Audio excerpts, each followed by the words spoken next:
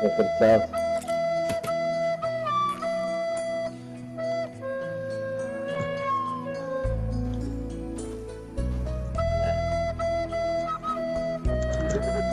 Gente resta là perché mi muore. Esatto.